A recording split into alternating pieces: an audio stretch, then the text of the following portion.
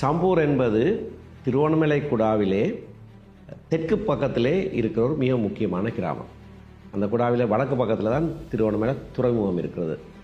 சம்பூர்லேருந்து பார்த்தால் திருவண்ணாமலை துறைமுகத்தை நேரடியாக பார்க்க முடியும், கடலுக்கு அப்பால் பார்க்க முடியும்.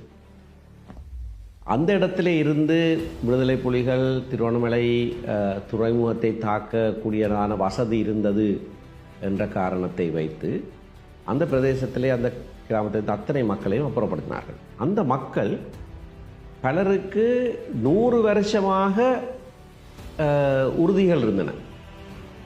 விசாலமான பிரதேசம், பல நூற்றுக்கணக்கான மாடுகளை வைத்திருந்தவர்கள், விவசாயம் செய்தவர்கள், தோட்டங்கள் செய்தவர்கள், மிக சொகுசாக வாழ்ந்த மக்கள், தங்களுடைய சொந்த காலிலேயே நிறைவாக வாழ்ந்த ஒரு மக்களை அங்கே இருந்து பலாத்காரமாக அகற்றிவிட்டு அந்த நேரத்திலே இளைப்பாறி இருந்த ஒரு போலீஸ் அதிபர் தலைமையிலே ஒரு குழு அங்கே போய் புல்டோசர்ஸ் வைத்து அத்தனை வீடுகளை, ஒரு வீடு கூட மிச்சம் விடாமல் அத்தனை வீடுகளையும் தரைமட்டமாக்கி விட்டார்கள்.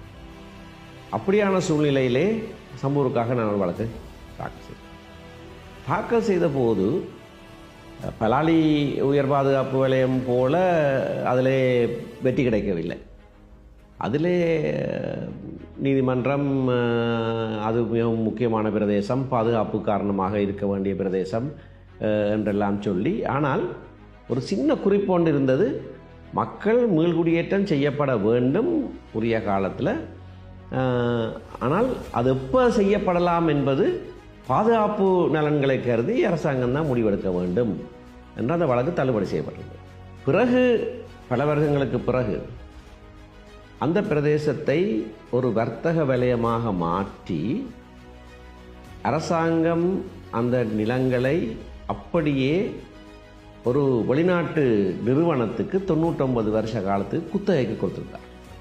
அப்படி குத்தகைக்கு கொடுத்தது ஏற்கனவே தள்ளுபடி செய்யப்பட்ட வழக்கிலே சொல்லப்பட்ட மக்கள் மீள்குடியேற்றத்துக்காகத்தான் இது செய்யப்பட வேண்டும் என்று சொல்லப்பட்டதுக்கு முரணாக இருக்கிறது என்று சொல்லி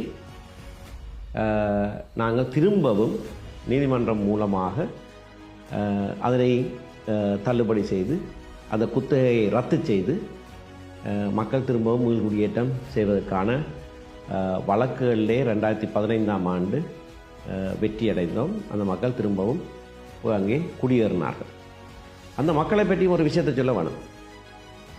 அவ்வளவு காலமும் அவர்களுக்கு மாட்டுக்காணி தருவதாக அரசாங்கம் பல தடவைகளிலே சொன்னது. கிளிவெட்டி, மல்லிகை தீவு போன்ற பிரதேசங்களிலே அவர்கள் தற்காலிகமாக அவர்களை நலன்புரி குடியேற்றங்களை வைத்திருந்தார்கள். நான் பல தடவைகளிலே போய் அவர்களை சந்தித்திருக்கிறேன். அவர்கள் உறுதியாக இருந்தால் எந்த மாட்டுக்காணியை நாங்கள் எடுக்க மாட்டோம், நாங்கள் எங்களுடைய சொந்த ஊருக்கு மட்டும்தான் போவோம் என்று உறுதியாக இருந்தார்கள். என்னிடத்தில் பல தடவைகள் சொன்னார்கள், ஐயா நாங்கள் இங்கே இருந்து இந்த கேம்பில் இருந்து செத்தாலும் சாவமே தவிர வேறு இடத்துக்கு போக மாட்டோம். அந்த உறுதியாக இருந்த காரணத்தினாலே இறுதியாக அத்தனை பேரும் திரும்பவும் மீள்குடியேற்றம் செய்யப்பட்டார்கள்.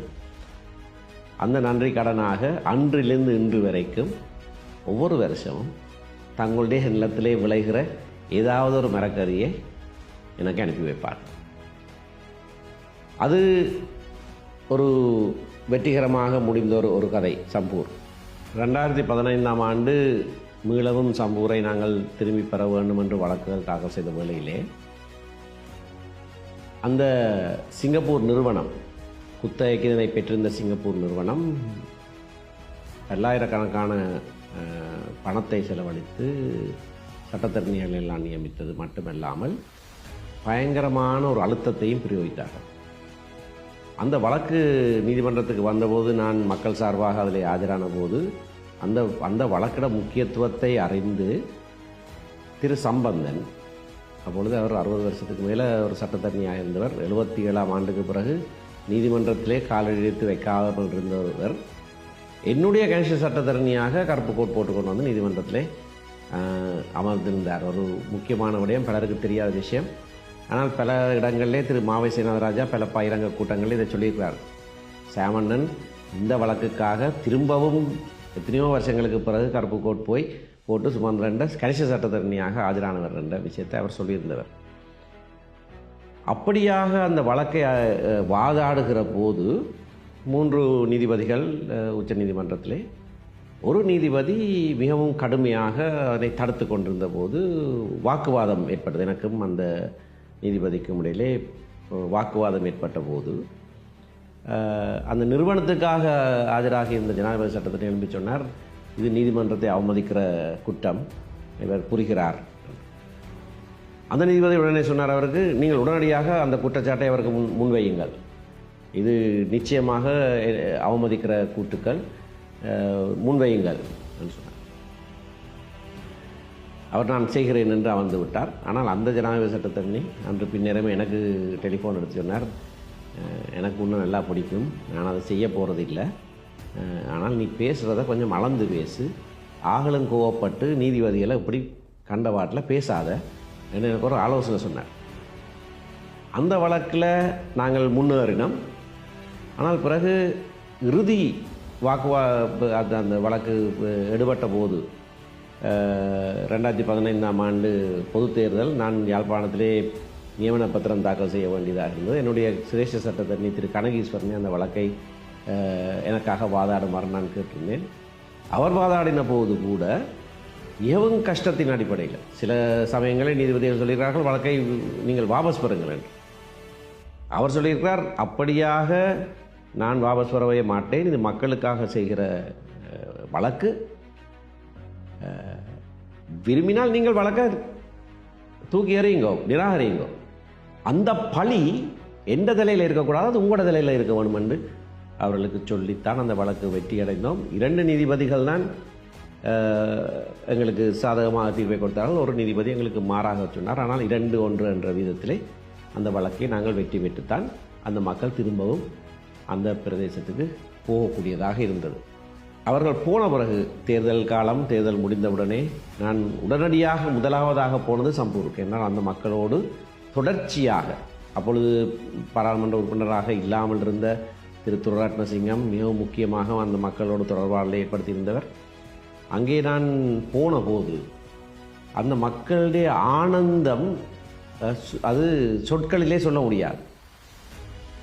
திரளாக வந்து என்னை தங்களுடைய தோள்களிலே சுமந்து அந்த ஊர் முழுவதும் கொண்டு சென்றார். இன்றைக்கு வரைக்கும், அதனால்தான் இன்றைக்கு வரைக்கும் அந்த நன்றி அறிதலோடு ஒரு காய்கறிகளை ஒரு வருஷம் எனக்கு அனுப்புறது மட்டுமல்லாமல், அண்மையிலே திரு சம்பந்தனுடைய இறந்த வீட்டிலே அவர்கள் என்னை கண்டபோது திரும்பவும் கண்ணீர் விட்டு அழுதார்கள். ஐயா, நீங்கள் நிறைய நாட்கள் வரவில்லை, எங்களுடைய ஊருக்கு வந்து நாங்கள் எவ்வளவு செழிப்பாக திரும்பவும் வாழுகிறோம் என்பதை நீங்கள் வந்து பார்க்க வேண்டும், ஒரு இரவு எங்களோடு தங்க வேண்டும் என்று கேட்டிருக்கார்கள். நான் வெகு விரைவிலே அங்கே போய் ஒரு இரவு அங்கே தங்குவதாக உறுதியளித்திருக்கிறேன். அது மிகுந்த மன சந்தோஷத்தை கொடுக்கிறது, ஒரு நிம்மதியை கொடுக்கிறது. அந்த மக்கள் திரும்பவும் தங்களுடைய பிரதேசத்திலே போய் வாழுகிறார்கள் என்பது, இதுதான் எங்களுடைய நிலத்திலே எங்களுடைய மக்கள் வாழுகிறார்கள் என்பதற்கான ஆதாரம். அதுதான் எங்களுடைய தேசம். அந்த நிலத்திலே தங்களுடைய சொந்த காலிலே அவர்கள் தங்களுடைய வாழ்வாதாரத்தையும் வைத்து இருக்கிறார்கள் என்பது.